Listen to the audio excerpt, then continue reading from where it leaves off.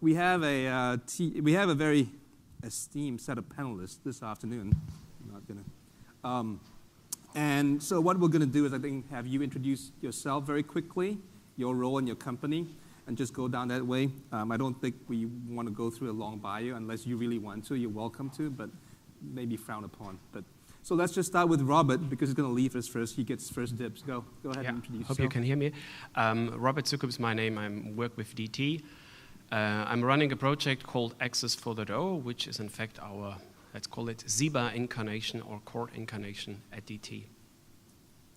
Okay. My name is Wenyu from NTT Communications. Actually, my role in ONF is the TLT member representing the NTT group. And also in NTT, I'm the manager of the technical development, especially focused on the SDN and FE technology department.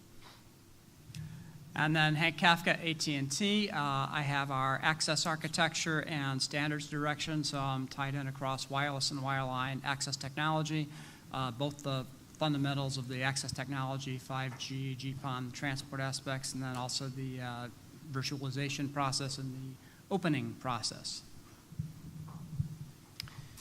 Good afternoon. My name is David Artuñedo. I'm working in Telefónica, and I'm leading an innovation team running the core architecture, deploying the core architecture in central offices in Spain, and pretty soon in some other countries in Telefónica footprint.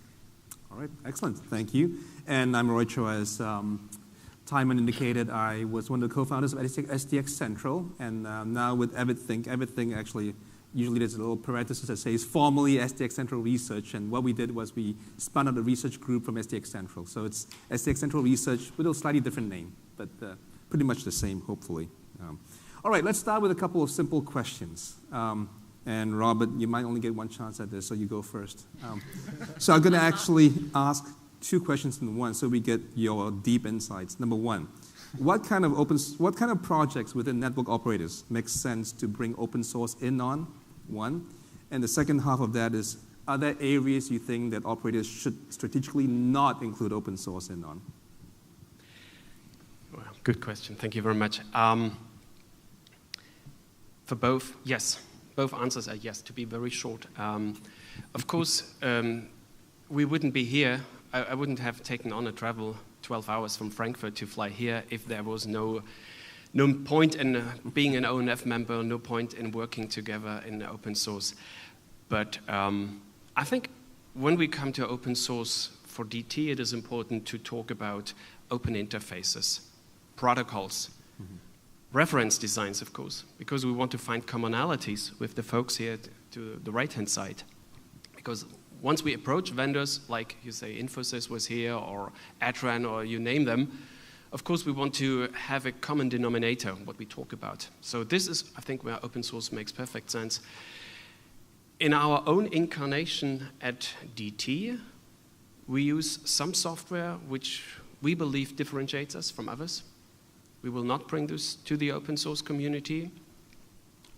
This is something where we believe this differentiates us in the German market and could differentiate us also across the globe when we talk about other companies at DT. So I think there will be both, but let's get started. I'm I'm a hands-on person. I need to say this, I want to say this coming up and living, and that's why let's start with our commonalities and not to go into deep into differentiating factors. Okay. Now, I pressed you just very little bit. You said there was some software that you think the carriers would probably keep back. Sure. One or two examples of those, if you would. Well, for instance, I will talk about it in 5 minutes, so whoever wants to join me? No. We have developed and also filed for patents something which we call a kind of switch. It is not a switch, a hardware switch. It's some logic that helps us to forward traffic to various service edges. I see. And this basically breaks up the formerly monolithic BNG. So this will probably help us as an operator to migrate to other networks. Got it. Excellent. Thank you. All right, I'm going to move on and see if I can come back to you before you have to leave. We'll try. So it's a race to Robert's leaving. Sorry. So when your turn. NTT, Okay. two questions. What's good for open source? What's not good for open source? Very simply. Okay, sure. So I would like to begin with NTT's journey on open source. So actually, NTT started the open source deployment in a very early year. Let's take an example. So in the year 2012 and 2013, NTT is the first company deployed open flow technology in the cloud environment. Although at that time, OpenFlow is just a standardization of the C plan, but I think it's a very good start for open platform and using the open interface. Then after that, we deployed open source SDN controller to manage the SDN system in our cloud environment. And the SDN controller is totally developed by NTT itself, and finally we make it open source. And then in our cloud, we deployed OpenStack, which is also a very famous open source platform, into our cloud environment. And after that, now we are thinking about deploy another open source solution into our edge cloud. So you can see that NTT started open source deployment in a very early age. So I think we will continue follow this thread and to deploy more open source into our networks. And the second question is what kind of technology we will not consider to adopt open source solution. I think I fully agree. Probably I think everybody is thinking about the same thing. The technology that we can make a differentiating with other carrier and operators, and we were not thinking about to put into the production, adopt the open source. Because I think I believe that open source, what kind of solution that we should use open source is that the common platform that's shared by different kind of companies and different kind of operators. So this kind of an area is the best area that operator is thinking about to deploy open source. While when it comes to some space that we compete with other carrier and other companies, I think in this space we will not put open source solution into the network. Got it. Hank. Yeah, so again, very similar answers. If you look at the motivation for open source, right now when a new standard or technology comes into the industry, it gets implemented, pick a number, 8 times by 8 different suppliers. And a lot of that is doing exactly the same thing. The industry as a whole can become more efficient as we move to open source and say, you know what, let's implement it once, let's get it out there and debugged once, let's get all of the feedback of all the bugs and problems and issues that pop up and get them all in from everybody's experience at the same time. We're going to move faster, we're going to move more effectively, we're going to move more efficiently. And that frees up all the software resources that we're developing the other 7 copies of it to make the first version better and to do more value-added stuff and build stuff on top of it. And that kind of plays back to the value add and what kind of stuff don't you open source. So you've got the capability. Back when John Donovan first talked about this and announced it, he said, we're going to keep back some secret sauce. The secret sauce we won't open source. And the other kind of analogy, I don't remember exactly what he said, but it's not like a gallon jug of secret sauce. It's like a Tabasco bottle of secret sauce. It's not going to be a huge amount. The vast majority of the effort is non-differentiating and can be open sourced. So, in terms of what you should open source, I think the answer is almost everything. And the question for us is less what should be open sourced and what's the right priority order, because trying to do it all at once would create a major mess. I think the other kind of picture in that whole structure, and it goes back to the reference design and why I think this reference design model is critical. The reference design creates an open architecture. And when you have that open architecture, it enables the open source because you can build the different modules and control how they interact and where they interact. And it also opens the ability to put in and plug in some of the secret sauce modules as well. So you've got that capability from the open architecture that then can drive and guide the open source and then allow you to move in the differentiated areas. Got it. David? Okay, just to add on what my colleagues have discussed. everybody, all of us as developing open source solutions. The difference many times is how you use the open source solutions, right? And this is something that many companies keep private because it's related to how you make it operational, how you automate things. And this is particular for each company, and probably it works in a particular environment and makes no sense to open source outside. The other thing is that many of these platforms that are now open source, the secret sauce is also in the things you build on top of the platform, right?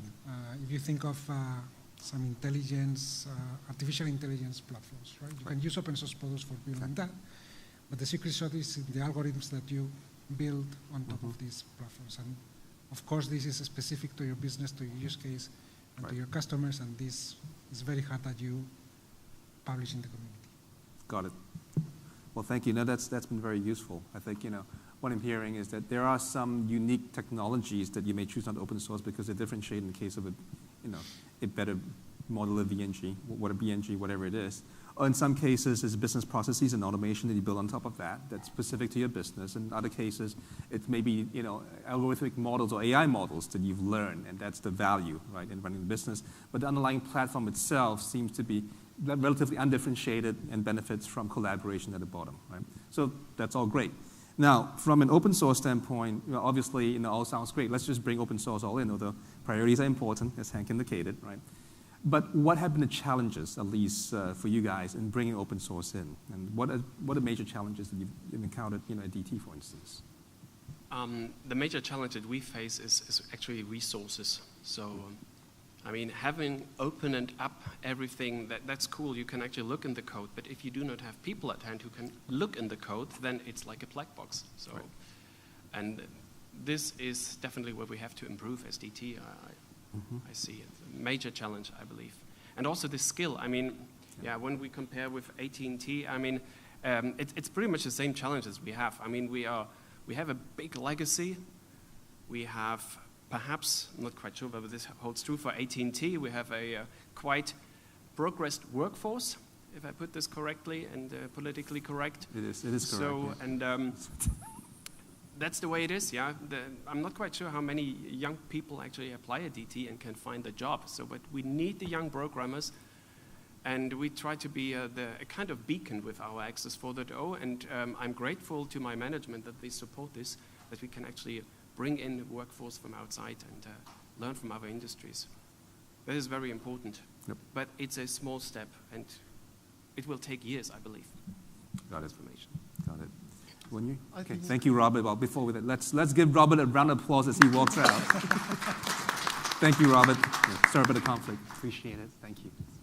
All right, now we can talk about him behind his back. Okay. All right, let's go. All right, so what do you disagree with Robert on? Yeah, actually, I fully agree with Rob. So before he leaves. That's a good one.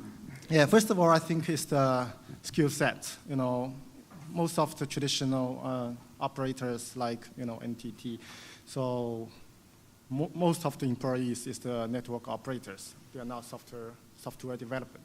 So that's why many even for management, so they actually don't fully in favor of deploying open source solutions into the network. NTT is a very big group, so NTT Communication actually is is developing new service like cloud service, edge cloud service, and SD-WAN service, such like those services. So it's a very people are very aggressive in adopting open source. While we looking at other domestic operating company, so actually people are not so in favor of open source deployment because of their mindset and also for skill. So I think that's the main challenges that we have. And also there's too many. Another point is that there's too many open source projects. Even in ONF, we have lots of open source projects here, and also we have lots of similar projects in other community and other organization. But different projects might have different, maturity. So I think another main challenge is the quality, towards the production level. So it's just like Guru mentioned in today's keynote. There's lots of POC happen, lots of trial happen, but when we think about production, there's still a long way, to real to provide the real good quality solutions. So I think that's another challenge in my mind. Got it, thank you. All right, Hank, you can have your own microphone now. I See, guess one advantage of driving Robert away is you all get your own We microphone. all get our own mic now, thanks. Excellent. General agreement with everything above. In terms of the skill set transformation, hiring and bringing in new people is one aspect of it. A second aspect that we're doing is a retooling of our current employees. We've got a lot of people that are really good in networking, and some of the aspects of open source are how good at people, not just at software, but at networking also, because it's the combination of the two that can become really important, especially as you go into the access domain. So we've had for a while a significant skill set retooling program, re-education program, supporting employees getting nano degrees, online degrees, affiliated with universities, full degrees, to kind of shift our skill set en masse into more of a software world and becoming a software-driven company. So that's a key direction. I think another key direction is we actually have a pretty good-sized software organization that are in a traditional IT space, and we have been converging our approach in IT and network because as the software skills and capabilities, the lines between those blur. They've been blurring to some extent for the past 20 years or so, but I think that is accelerating as we go in more. So there is a significant software skill set that we already have in place and can tap as we bring those areas together. And so that's all part of AT&T is transforming into a software-based company, software-driven company, a software company as opposed to just a networking company. I think overall, industry resources and focus is another area. As we said, there's a lot of different open source projects, a lot of different opportunities. I think a lot of them have a lot of merit. We can't develop all the open source ourselves. We can't integrate all of the open source capabilities ourselves. So, we welcome companies like Infosys and others coming in and saying, look, we've got a bunch of IT integration skill sets. We can carry those across to network-based capabilities. There are existing integrators that are expanding and can expand into integrating the open source capabilities. Traditional suppliers, it's not like we don't have open source in our network now, or just about any network operator has open source in their network because it's inside the boxes already and someone's already integrated that. So there's a lot of open source skills, I think, across the networking industry. And it's really just kind of bringing them to bear, changing the focus to doing, taking one piece of open source and integrating it in 8 separate software packages as opposed to saying, why don't we make one big package to make that all more efficient. So I think all of those are areas that we can use to accelerate and get the efficiencies from open source and the benefits of the open interfaces, the velocity capabilities, get all of those to happen more quickly. Got it. Cool. And I actually have a follow-up to that, but let's have David talk about what are the challenges are you seeing in Telefonica and so on top of in one line what was mentioned, I would mention three different aspects. Okay, the first one is it's not just about the skills; it's about the culture of the company that needs to change. Okay, of course, having networks that you can program by yourself. It makes sense if you have developers that can program them, right? And of course, you need to bring the people with the skills, but also the culture of the company and the operational processes of the company need to change to make room for this to happen. The second thing is about troubleshooting, because especially with all this disaggregation, it's more complex to troubleshoot where the problem is. Is it the hardware white box? Is it the OFDPA? Is it the SDN controller? And there are no tools yet that can facilitate speeding up all this troubleshooting. The third challenge is about the roadmap governance of some open source projects, right? Mm-hmm. Typically, when you do an investment, you want to see a roadmap for 2 years or even longer, where this technology is going. And for some open source projects, this is not clear. And as I mentioned, there are tons of open source projects. There are some of them that are very similar. Yep.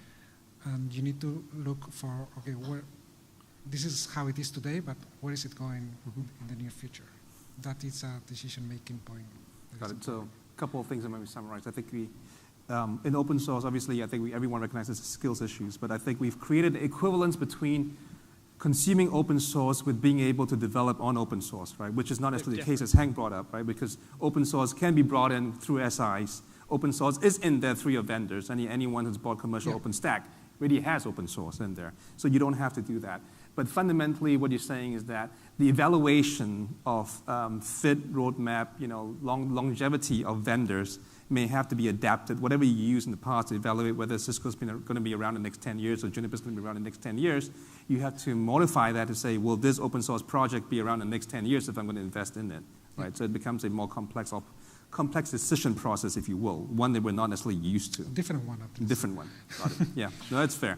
That's fair. And we talk, everyone up here runs a relatively large organization, relatively large telcos. Some of you have very large development teams, and so the ability to consume open source directly, not even through SIs, right? Now, what are we talking about here? Is it just relevant for guys of your size, or is it relevant for the smaller telcos as well? What are your thoughts, right? Can they consume open source, or is the only way to consume open source the fact that the vendor sells them a repackaged open source product? Okay.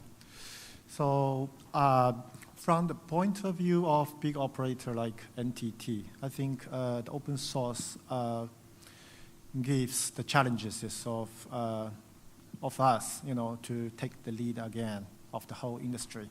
I think let's look back to 30 years ago when NTT defined all the specification of their system and defined all the specification of the device, and also we developed our own device by ourselves. But after that, we lost that technology and lost that skill. So the only thing that we use is Cisco's router, Cisco operating system, Juniper router, and Juniper operating system. I think open source, from the big operator point of view, it's another opportunities to take the lead again, to get rid of the vendor locking, and lead the whole industry, do what we want to do, not to do what we are provided. So that's the perspective for a point of view from the big operator. But for small operator, I fully agree with Hank's viewpoint he mentioned just now. I think even no matter it's a big operator or small operator, actually the requirements in many areas are very similar. So it makes no sense that we developed similar systems. For example, we have 10 operators, and we developed 10 systems separately. So from the cost perspective, I don't think it's a cost efficiency. So I think from the small operators, I think they can still benefit from using the resources and from the industry to reduce their cost, to rapidly deploy new technologies in their network. That's my point of view. I'm going to switch up the order. Thank you. David, go ahead. See, I caught him unawares. Now he's... Well, I think for smaller operators to take open source products by themselves is much more challenging than for big ones, right? Because they don't have the engineering or they can go to SIs, right, potentially, right? Or they have to depend on the SIs. Yeah, so I think if they can pick up some open source out of the box and just use it as, DNS server or whatever, something that is, get it and use it is fine, but taking some open source solution, doing the integration by themselves, customization by themselves, I think is much more challenging for us. That's probably difficult. Hank, do you agree with that?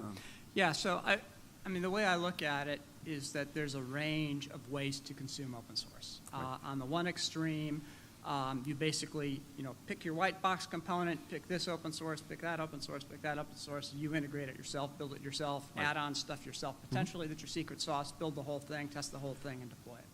On the other extreme, you say, I want to buy a box, and hopefully a system integrator will, start to see that there is a definite market for this, and we'll get systems integrators that will package it and pull the right pieces together and come in with different package solutions that are suitable for different types and sizes of operators. And I think that, to me, that market is almost inevitable as open source grows. That's going to be a piece of the market that will develop. And then there's kind of a middle road, which is a system integrator that'll come in and do some customization for you. And you kind of say, well, I want these pieces, and I want this added piece. Please integrate it and put it together. So you've got a range of different possibilities. AT&T itself is using different points on that range. We do not have only one way of consuming open source. That's fair. Ecom was done with collaboration with external vendors. MDoc, for instance. And there's a range. Right. Yeah, there's a range that we use across in different project areas. So I don't think that a large versus small company is disadvantaged from that sense, and that there is going to be this range, and large companies could use across that range. Small companies are less likely maybe in large number of areas to go it on their own, but there's nothing that would stop a small company from picking a particularly specialty area and saying, this is one where I want to do some stuff myself, and there are some companies that may be likely to do that. So I think it's really more of an evolution of the supply chain and the set of operators for each particular function, deciding what works best for them. I think that's fair. Yes, David. Yeah, just to add on Hank's. There is also a difference between consuming open source and pushing open source products for communities to develop and take it forward. Okay, this is what AT&T did with ONAP. Ecomp. Yep. And this is something that Telefonica has done also with open source Mano, that would push a seed code based in the open source community for other people to take over and develop solutions. And of course, for that, the perimeter of resources that you need is quite different. Right. And I think that the thought there is sort of share resources, and and the benefits of seeding it is how the community would take hold of it and benefits everyone, including the original seed of the project, right? Yeah. So let me ask a question: has open source really benefited? You, right? Fundamentally, right? Because in one sense, yes, there's open source out there. It's supposed to reduce cost, right? So is open source so far no more than a discount ticket against the large vendors with proprietary systems?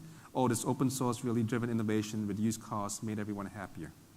Oh, forget about happy, but made everyone better off. Yeah, so look, I think open source has had benefits. We've got with the, I'll take the ONAP direction, and our insourcing of ONAP to make it ecomp is a direction there. Yep. Andre mentioned this morning that we've got kind of a one-to-one developer advantage in taking the systems forward that's going to be growing. That provides benefits in getting more synergy among the set of operators. I think it provides benefits directly to the industry as a whole, because even on the industry overall, there's less. If you're building a box, there's less concern about what you can plug it into. You've got more uniform systems to plug it into and work across that way.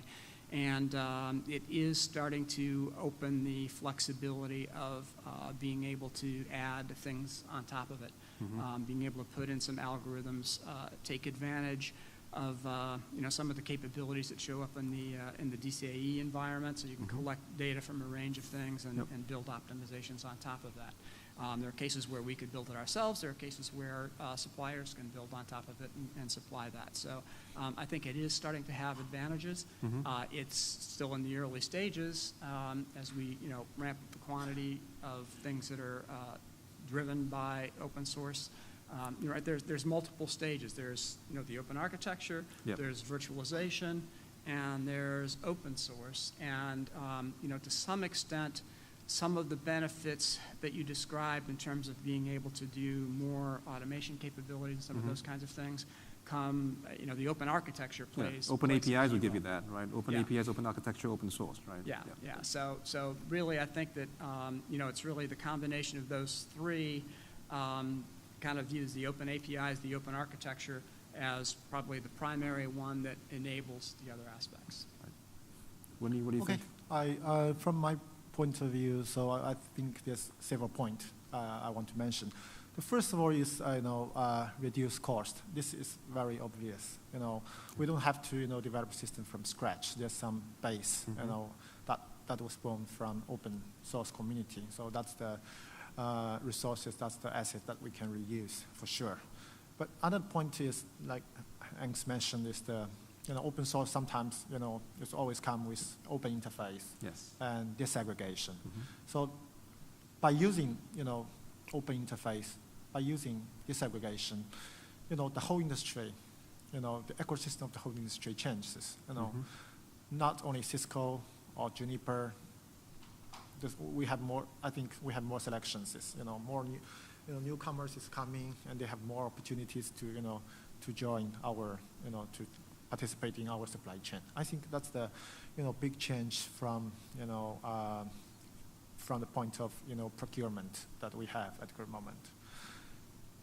Yeah, that's all. Got it. David, anything to add there? Yeah, open source is not free. Okay? Yes, that's right. See, yeah, exactly. Yeah, there's a difference. Okay? But it is cheaper or no?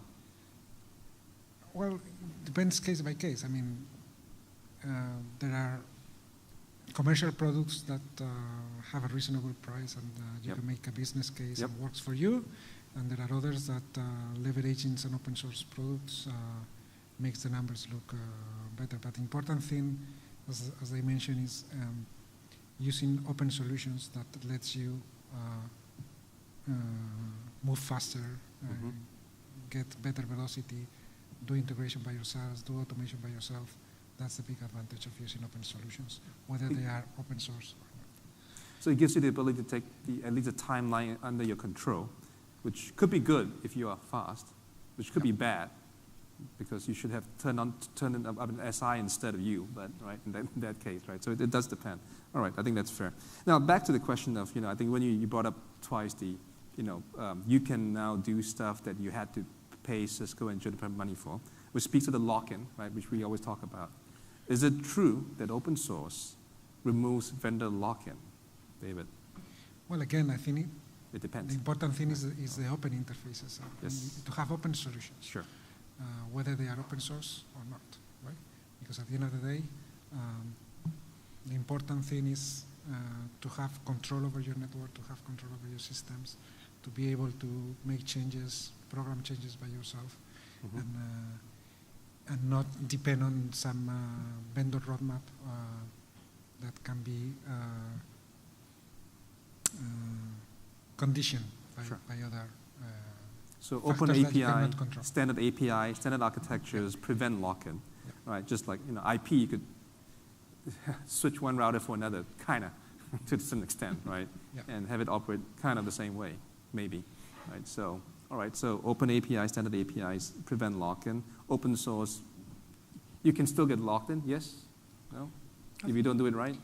I think by utilizing open source, we actually prevent vendor locking a lot these days. So take a very good example, as I mentioned in the beginning. So we deployed open floor in our network in the very beginning age. And at that time, we tried to develop our own application on the SDN controller.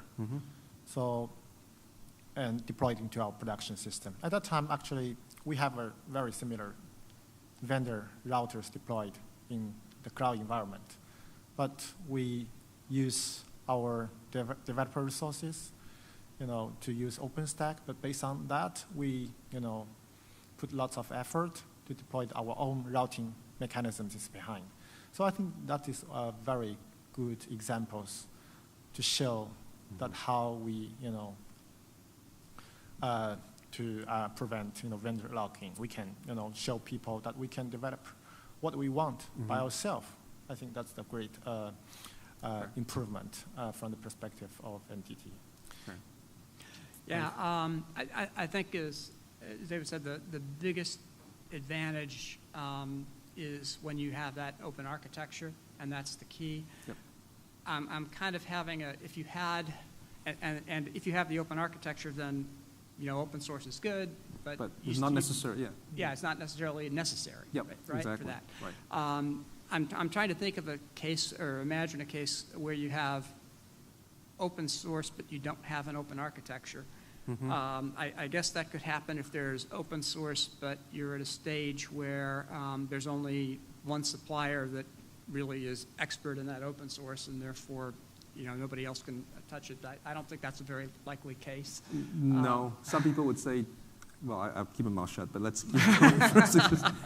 I got to be careful. But yeah, there have been some accusations that some of the larger open source. I'll give an example. When OpenOffice, separate example, was released, it was like 8 million lines of code, for instance. And the thought was if I put it out there, people would take it and use it.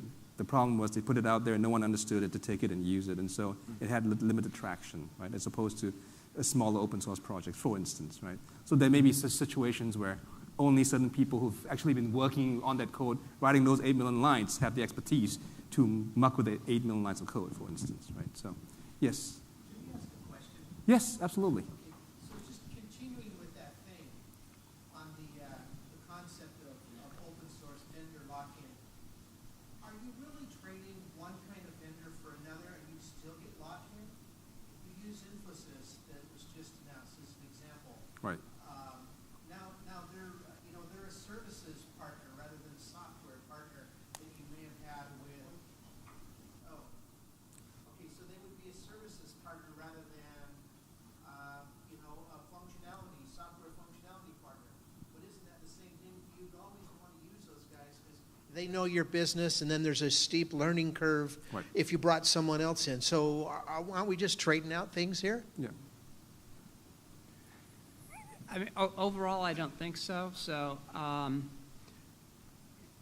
as I said, there's kind of this range of models that you have. You have open to you the range of models from a full integrator on the one side to to doing it fully internally and mixes in between. And a lot just, I think, depends on how you decide to go about implementing it and sourcing it, what you do yourselves. And then I think the other kind of key capability is going to depend on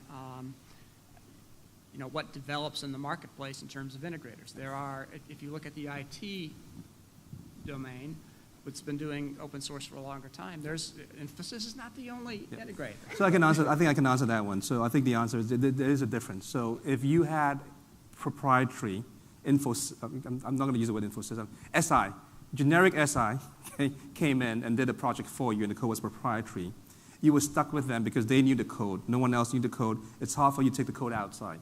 If you start with an open source base that, say, had some traction, then the ecosystem that could serve that or is familiar with that code base is slightly larger. And so to the extent that the base platform is open source and you have Wipro, TCS, Accenture, all have teams that understand the base code, then the learning curve for the customizations that you've made above that are much easier. And so I think the threshold for switching actually goes down if the base code is open source in that situation. So hopefully that helps. Yeah, so what you're saying is interoperability between suppliers. It's not interoperability, it's more of domain knowledge or pre-domain knowledge prior to a contract. So to the extent, so for instance, say ONOS, right? And say Accenture, Wipro, Tata, all had ONOS knowledge because they're teams. And say AT&T, or Telefonica decided to build something based on top of ONOS. That layer above is probably relatively small because that's in the Tabasco bottle, right? As opposed to that big, jug underneath that. And so if, say, you didn't like one SI, the second one came on, the learning curve is a lot less because you already know the base platform. So that would be a difference. Yes. Yes, Paul. If I could pick up on the question. Absolutely. Go ahead. If it was as trivial as you just made out, the operators would need Infosys, Wipro, Technical, or anybody else. So either it's not a significant enough challenge to go to a third-party systems integrator, or it is a significant challenge, and there's going to be a lock-in. But if I may, before you respond, Yep. and I don't work for a vendor, just to be clear, But I'm going to, and I've heard a lot of things in a lot of different use cases, but I want to go to one of the examples you gave, which is optical. Yep. So in the world of optical, for 20 plus years, we've had a set of systems vendors, from the Cienas to the Infineras, Nokias, Fujitsus, and to this day, there's still a dozen tier 1 that you could find, and another dozen, 2 dozen, tier 2 and 3s. And the tier 1s, very few of them make any money. Very few of them ever have. If they're lucky, they get to 45% gross margin. In the world of optical components, if they're lucky, they get to 35% gross margin. These days, some get to 40%. They don't stay there long. This is a community that survives on the thinnest of margins. And the cost in the technical challenge only goes up every year, every line rate. And so in your vision, I heard the gentleman from Google talk about it's not about cost, and it can't be about cost. Because if it was just about cost, you'll put your vendors out of business. Literally, if you go to that model that ONF Connect is pushing, and you guys, part of it, is pushing, you will put most of those vendors out of business. And you will end up, the investment community is Darwinian, and you will end up, it will happen inevitably, that eventually there will only be one supplier of optical systems, and there will only be one supplier of optical components. And when that day comes around, unless you're going to go back to the old world when AT&T owned Lucent and Bell Labs, and it was all insourced, as was the case at France Telecom and NTT, unless you go back to that world, they'll be able to charge you whatever they want because you will have no option. And so, you know, I understand from a service agility, application agility standpoint, and frankly, you guys are competing against the Googles and AWSs of the world more than you're competing against each other. Right. And that's a tough game to play. But it seems to me, all this talk about cost is misplaced. Your real problem, you have a revenue problem, not a cost problem. You only have a cost problem because you have a revenue problem. I apologize to all you operators in this world, in this room. But the reality is you're now in an environment where most of y'all are treading water to at best growing maybe 1-2%, in some cases actually declining in revenue. And that's a function of the AWSs and Googles of the world, as well as the regulatory environment. That forces you to focus on the cost piece of the equation, but your problem is not the cost of technology acquisition. That's 10 to 20% of the overall equation. You go to this world you're talking about, and I get why you're trying to do it, but the complexity of tying this all together and having to turn to a Tech Mahindra or an Infosys to help you out, I would submit that at the end of the day, it's probably not going to be less costly. It's probably going to be more costly. To the extent you've always had the challenge of one throat to choke, whether that's Cisco, Juniper, Arista, whoever it may be. In this world, in this complex world, where someone's got to make this happen, AT&T has been, and I give you all tremendous credit. It's admirable what you've done as with TNT and Telefonica, but it's a hell of a challenge. And I would submit you're not going to be any better off from a cost perspective when you're done. It may be worse. But there's a question there. How do you implement that, take optical at an extreme, how do you implement that vision and not put all your vendors out of business? Where are you going to get 800 gig or a terabit or eventually 2 terabits from?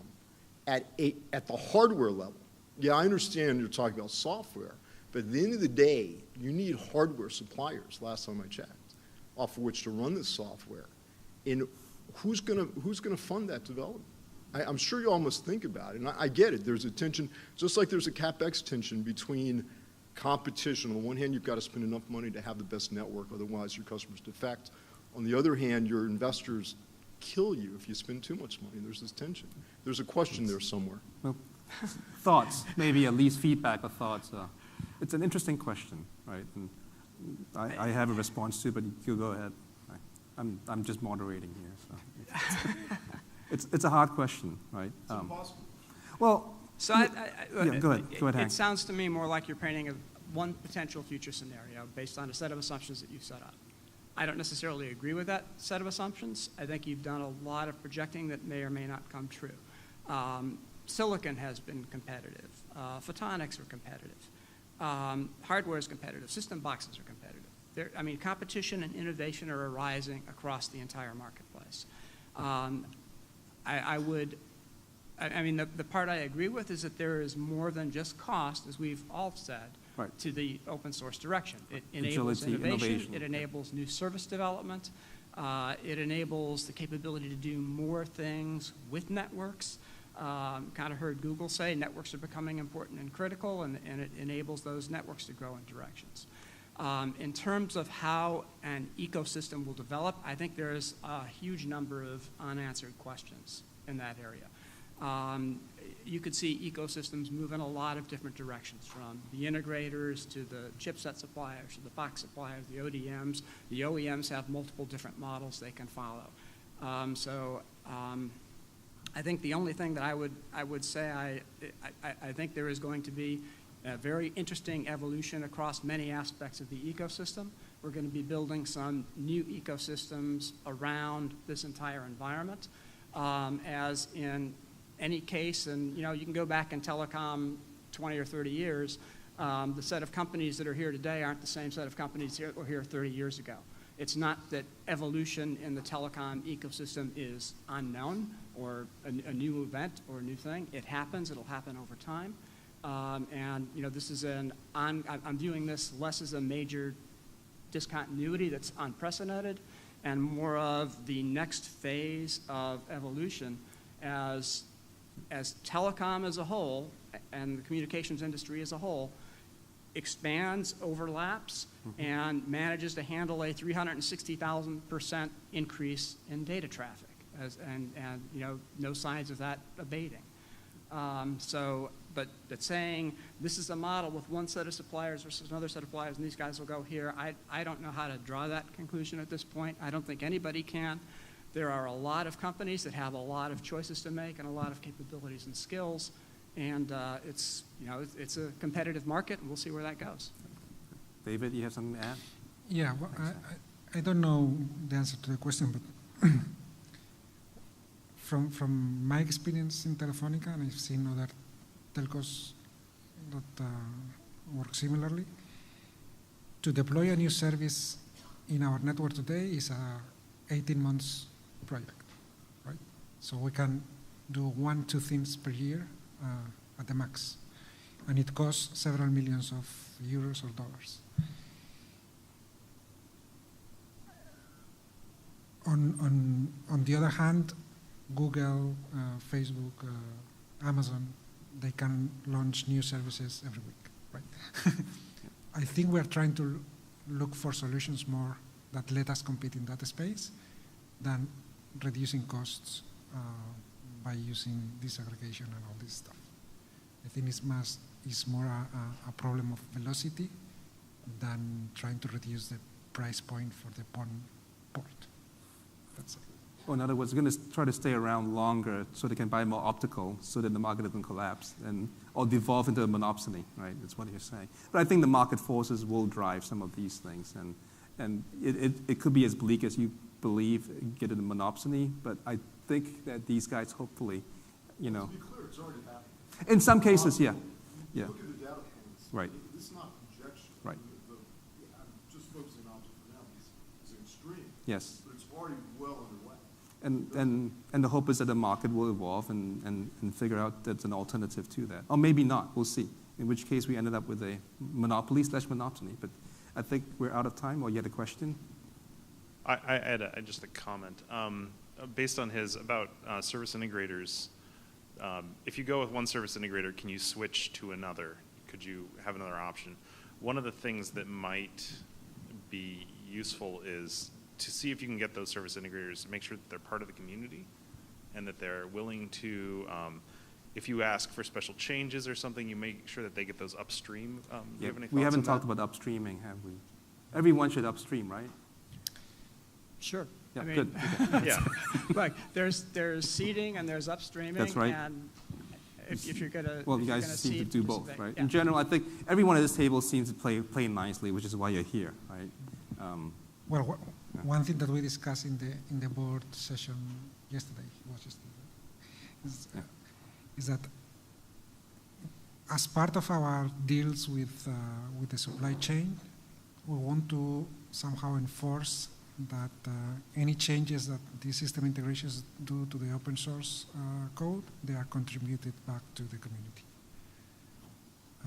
as a main guideline for making sure that whatever it happens in this open source space is contributed back to the community. So again, I'll say as operators, we're each making our own supply chain decisions and heading in our own directions. they're separate negotiations, and we don't discuss those, obviously. But from a standpoint of AT&T and upstreaming, once our intent is contribute, we seed some critical areas where that's appropriate, contribute in other areas, and from our standpoint, being part of that open source community includes the upstreaming capability. I mean, it's not new, right? No, it's not new. Upstreaming is contributing to the industry, Right. and if you go back, one of my first projects 35 years ago was in standards. And standards is, a way of upstreaming technology It's open source to the standard. industry. Yeah, very good. Just add a One last word. So just before, you have the last word. We're going to wrap up here so we're on time. We're going to make up for time is lost time. I'm kidding. No, but you have the last word, so you got to think very carefully. You're going to leave words of wisdom for the audience. So Okay. go ahead when you. Okay, I want to add a quick comment. I think open source is not for cost reduction as a whole. I think the most important thing is to change the mind and change the behavior of what people are working every day. I think now, most of the solution that we have is SI, as you mentioned, or vendor solution that we have. We can use what there is. So we can only use there's a commodity in the shop. We can just buy something that there is. However, by adopting open source, I think we can create what we want. So I think that's totally different way of thinking. Very good. From my Excellent. point So of to view. summarize, right, open source is a mind-changing, life-changing effort that you should participate in because it's also part of the maker community. Make it yourself. Yeah, right? sure. Excellent.